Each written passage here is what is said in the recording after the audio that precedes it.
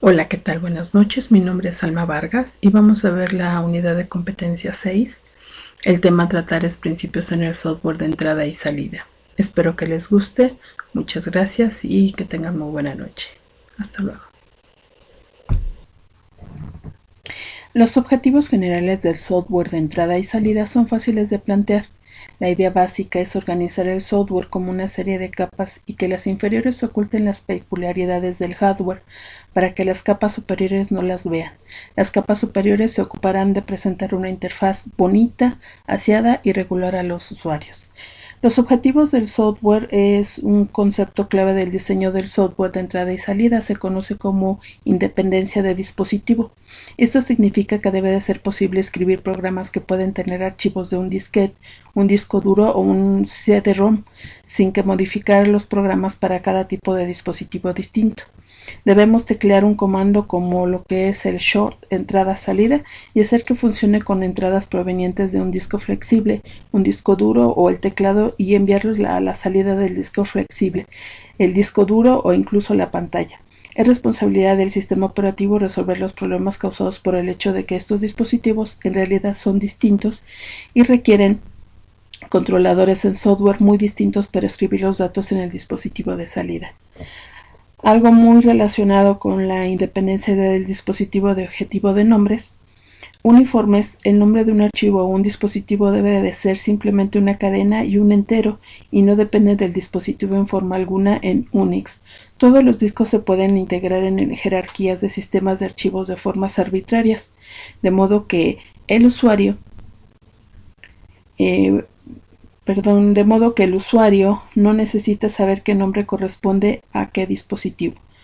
Por ejemplo, un disco flexible puede montarse sobre un directorio. Y bueno, aquí más o menos tenemos lo que es, cómo podría ser. Hay un ejemplo de cómo se puede montar. También, bueno, dice, estaremos cumpliendo en un disquete, así como todos los archivos y dispositivos se direccionan de la misma forma con un nombre de trayectoria. Otro aspecto importante del software de entrada y salida es el manejo de errores. Los errores deben de manejarse tan cerca del hardware como sea posible. Si el controlador descubre un error de lectura, debe tratar de corregir el mismo. Si puede, si no puede, el controlador en software deberá manejarlo, tal vez tratando de leer un bloque otra vez. Muchos errores son transitorios, como los errores de lectura causados por partículas de polvo en la cabeza de lectura y desaparecen si la operación se repite. En muchos casos, la recuperación de errores puede efectuarse de manera transparente en un nivel bajo sin que los niveles superiores se enteren de que sucedió un error. Otro aspecto importante es si las transferencias son sincronizadas por bloqueo o asincronizadas, controladas por interrupciones. En general, la entrada y salida física es asíncrona. La CPU inicia la transferencia y se dedica a otra cosa hasta que llega la interrupción. Los programas de usuario son mucho más fáciles de escribir si las operaciones de entrada y salida provocan bloqueos después de un comando de read. El programa se suspende automáticamente hasta que hay datos disponibles en el buffer. Le corresponde al sistema operativo hacer las operaciones en realidad son controladas por interrupciones parezcan controladas por bloqueo a los programas del usuario. Algunos dispositivos de entradas y salidas, como los discos, pueden ser utilizados por muchos usuarios al mismo tiempo.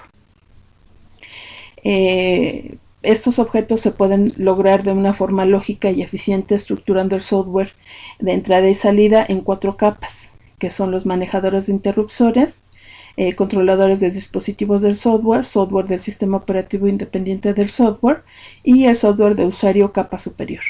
Bueno, aquí hicimos una tablita en donde bueno, se mencionan y se posiciona cada uno de los objetos que se puede lograr de una forma lógica para que lo tengamos muy presente y bueno, pues sigamos teniendo la misma razón de llevar. Los interruptores son desagradables pero inevitables y deben ocultarse en las profundidades del sistema operativo, con el fin de reducir las partes del sistema a quien tiene conocimiento de ellas. La forma de ocultarles es hacer que cada proceso indique un bloque de operación de entrada y salida hasta que las entradas y salidas se hayan llevado a cabo y la interrupción ocurra. El proceso puede bloquearse ejecutando un down con un semáforo, un wait con una variable de condición o un resave con un mensaje Bueno, estos son algunos de los manejadores de interrupciones. Y bueno, pues ahora lo que vamos a ver es que los controladores de dispositivos. Todo el código dependiente del dispositivo se colocan los controladores de dispositivo. Cada controlador maneja un tipo de dispositivo o una clase de dispositivo similar. Por ejemplo, podría ser aconsejable tener un solo controlador de video, aun si el sistema maneja videos de distintas marcas, todos con diferencias, uno con mayor o menor capacidad tanto gráfica como de resolución y calidad de color, que requiere un software controlador con la capacidad de resolver las diferencias.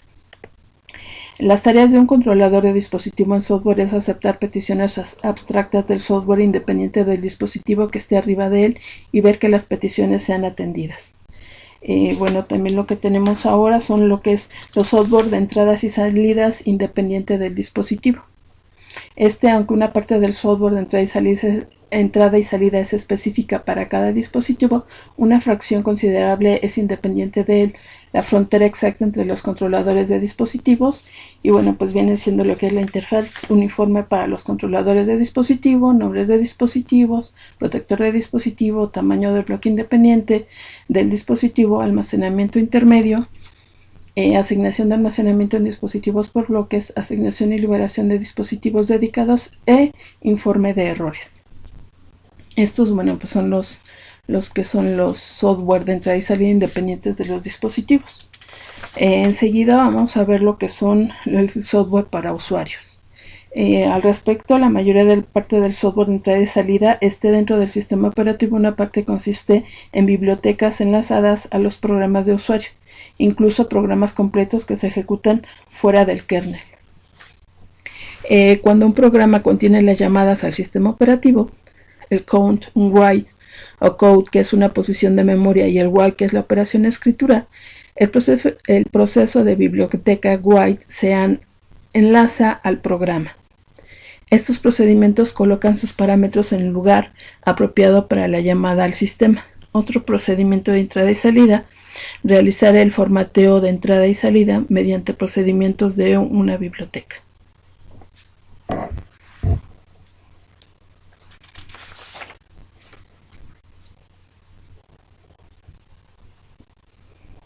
Otra categoría importante es el sistema de SPOL. El uso de SPOL es una forma de manejar los dispositivos de entrada y salida de uso exclusivo de un sistema multiprogramado.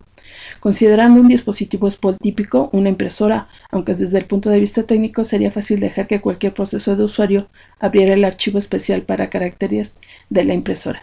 Podría suceder que un proceso lo abriera y luego pasaran horas sin hacer nada, ningún otro proceso podría imprimir nada. En lugar de esto, lo que se hace es crear un proceso especial llamado demonio y un directorio llamado directorio de SPOL. Si un proceso quiere imprimir un archivo, primero genera el archivo completo que va a imprimir y lo coloca en el directorio de SPOL, correspondiente al demonio, que es el único que tiene derecho a usar los archivos especiales de impresora, escribir los archivos en el directorio, a proteger el archivo especial contra el uso de directorio por parte del usuario. Y bueno, pues eso es todo, espero que les haya gustado. Y bueno, cuando el disco termina, el hardware genera una interrupción. Se ejecuta el manejador de interrupciones para saber qué ha sucedido, es decir, cuál dispositivo debe atenderse en este momento. El manejador extrae el estado del dispositivo y despierta el proceso dormido para que finalice la petición de entrada y salida y permita al proceso de usuario continuar. Eso es todo, gracias y buenas noches.